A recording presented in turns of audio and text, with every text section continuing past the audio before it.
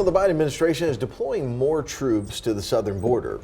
And this is just days before the Trump-era Title 42 policy is set to expire. ABC's Justin Finch has more on the new actions ahead of an expected rush of migrants.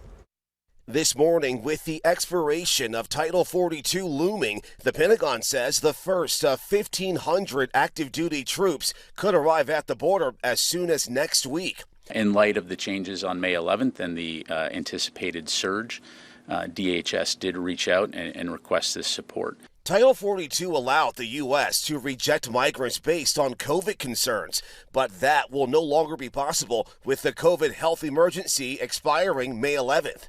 And now Border Patrol agents say they urgently need help to process the expected surge of migrants, which could top 10,000 per day. I don't have enough agents, I don't have enough infrastructure, I don't have enough technology. I have other areas where I think our agents have really locked down the border security situation.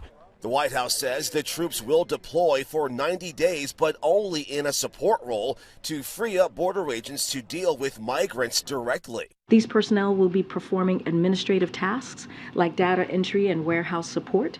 They will not be performing law enforcement functions. But President Biden's former director for border management is slamming the decision to send troops, saying deploying military personnel suggests a concerning lack of readiness for this transition. The situation has escalated into a greater emergency that will once again lead to troops in border communities. Republicans have blamed President Biden for easing border restrictions and making this crisis worse. But the White House says any meaningful immigration reform needs to come from Congress, not the president. Meanwhile, some breaking news overnight. Mexico has agreed to continue accepting migrants from at least 4 countries who are expelled by the U.S. Analysts say this will help act as a deterrent for those making the journey north. Justin Finch, ABC News, Washington.